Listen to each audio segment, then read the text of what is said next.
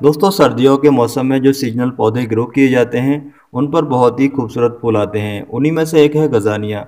इस पर भी कई रंगों के और बहुत ही खूबसूरत फूल खिलते हैं।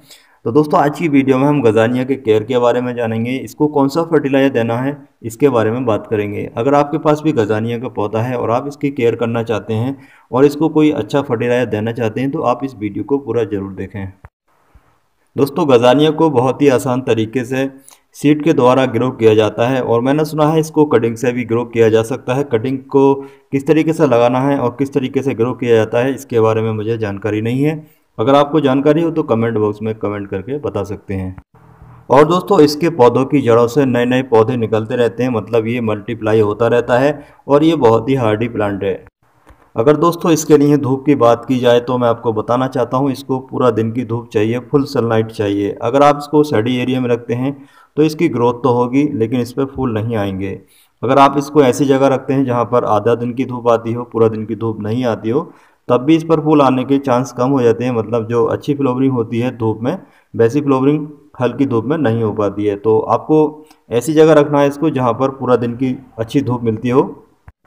और दोस्तों इसके फूलों की एक खासियत ये है, शाम होते ही इसके फूल बंद हो जाते हैं। मतलब जब तक सूरज की रोशनी रहती है, जब तक सूरज की रोशनी इस पर पड़ती है तब तक इसके फूल खिले रहते हैं। जैसे ही सूरज की रोशनी कम हो जाती है तो शाम होते ही इसके फूल बंद हो जाते हैं और जैसे ही सुबह 10 बजे के बाद में इसके फूलों पर सूरज की रोशनी पड़ती है, फूल फिर से खिलना शुरू हो जाते हैं। दोस्तों कोई भी फूला वाला पौधा हो हम सभी को पसंद होता है, लेकिन दोस्तों इन गजानियों के फूलों का जो कलर है इतना दिलकश है कि बस दिल चाहता है कि इनको देखते ही रहें।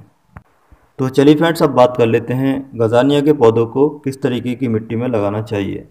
तो दोस्तों मैं आपको बताना चाहता हूँ जितने भी पौधे गमले में लगे होते हैं उन सभी को ज़्यादातर बेल्ट मिट्टी की ज़रूरत होती है। वैसे ही इस गजानिया के पौधे को भी बेल्ट मिट्टी की ज़रूरत है। बेल्ट मिट्टी का मतलब होता है ऐसी मिट्टी जब हम बाल्टिंग करें तो जो एक्स्ट्रा वाटर है वो तुरंत ही ड्रेनेज होल से बाहर निकल जाए। अगर ज़्यादा हार्ड मिट्टी होगी, ज़्यादा सख्त मिट्टी होगी तो उसमें क्या होगा कि जो पानी है वो रुक जाएगा। जब पानी रुकेगा तो हमारे जो पौधे की रूट्स हैं वो गलना शुरू हो जाएंगी, क्योंकि जब पानी होल्ड रहेगा तो पौधों की रूट्स में फंगस की बीमारी हो जाती है जिसकी वजह से पौधा ख़राब हो जाता है। दोस्तों बेल्डेड मिट्टी इस तरीके से आप बना सकते हैं। इस पौधे के लिए 40% आप अपने नॉर्मल गार्डन की सॉइल ले सकते हैं और 40% आप रिवर सैंड, जिसको फाइन सैंड भी बोलते हैं, और इसके अलावा उसमें आप ऐड कर सकते हैं 20% काऊ डंग जो कि फुल डिकम्पोज हुआ हो, या फिर इसकी जगह वर्मी कंपोस्ट भी मिला सकते हैं।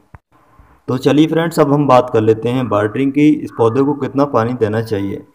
तो दोस्तों मैं आपको बताना चाहता हूँ इस पौधे को अगर आप पानी कम देते हैं तो चलेगा, मतलब इसकी मिट्टी अगर फुल ड्राई भी हो जाएगी तब ये पौधा एकदम नहीं मरेगा। लेकिन अगर आप इसमें वाटरिंग ज़्यादा करते हैं, ओवर वाटरिंग करते हैं, तो पौधे के मरने के चांस ज़्यादा होते हैं। तो इसलिए आप इसको पानी कम दें। जैसे ही देख लें मिट्टी हल्की ड्राई है तो हल्की वाटरिंग कर सकते हैं। जिस तरह दोस्तों सभी पौधों पर बीमारियां अटैक करती हैं, उसी तरह कुछ बीमारियां इस पर भी अटैक करती हैं, कुछ कीड़ों का इस पर भी हमला होता है। तो दोस्तों कुछ कीड़े ऐसे होते हैं जो कि हमारे इस पौधे की जो पत्तियां होती हैं उन पर अटैक करते हैं या फिर कलियों पर अटैक करते हैं। तो वो क्या करते हैं कि जो कलियां होती हैं या फिर जो पत्ते होते हैं उनका मॉइस्चर चूसते रहते हैं, जिसकी वजह से पौधा धीरे धीरे ख़राब हो जाता है, मर जाता है। तो ऐसी हालत में आप एक इमिडोक्लोप्राइड इंसेक्टिसाइड होता है उसका छिड़काव कर सकते हैं महीने में एक बार या फिर 15 दिन में एक बार। तो इससे क्या होगा कि आपके पौधे पर इस तरीके के कीड़े जो कि मॉइस्चर चूसते रहते हैं उनका अटैक नहीं होगा, आपका पौधा हेल्दी रहेगा, सेफ रहेगा। तो चलिए फ्रेंड्स अब हम बात कर लेते हैं इस पौधे के लिए कौन सा फर्टिलाइजर हमें देना चाहिए। तो दोस्तों मैं आपको बताना चाहता हूँ जब आपने पौधा लगाया था उस टाइम आपने वर्मी कंपोस्ट या फिर काऊ डंग जरूर ऐड किया होगा। उसके बाद में आपको कोई खास फर्टिलाइजर देने की कोई भी ज़रूरत नहीं है। आप लिक्विड फर्टिलाइजर दे सकते हैं डिकम्पोजर आपने देखा होगा पिछली वीडियो में किस तरीके से मैंने उसको बनाया था, उसकी वीडियो अपलोड की हुई है, आप जाके उस वीडियो को देख सकते हैं। तो 15 दिन में आप इस तरीके से थोड़ा थोड़ा फर्टिलाइजर ऐड कर सकते हैं। दोस्तों मैं यहाँ पर एक बात और बताना चाहता हूँ आपको, अगर आप इसमें केमिकल फर्टिलाइजर ऐड करते हैं तो आपके पौधे पर बहुत सारे फूल आएंगे और बहुत जल्दी आ जाएंगे, लेकिन उसके बाद में क्या होगा कि आपका पौधा कुछ दिनों के बाद में फूल देना बंद कर देगा। तो इसलिए दोस्तों मैं आपसे यही कहता हूँ हर वीडियो में कि आप केमिकल को कम यूज करें अगर आप ज़्यादा लंबे टाइम तक फूल लेना चाहते हैं या फिर फल लेना चाहते हैं।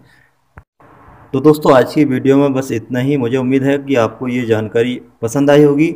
अगर आपको ये जानकारी, ये वीडियो पसंद आती है तो आप वीडियो को लाइक करें, शेयर करें इसके अलावा अगर आपको कुछ जानना है, कुछ पूछना है या फिर मुझे बताना है तो कमेंट बॉक्स में कमेंट करके बता सकते हैं। तो चलिए दोस्तों चलते हैं, फिर मिलते हैं अगली वीडियो में, तब तक के लिए बाय।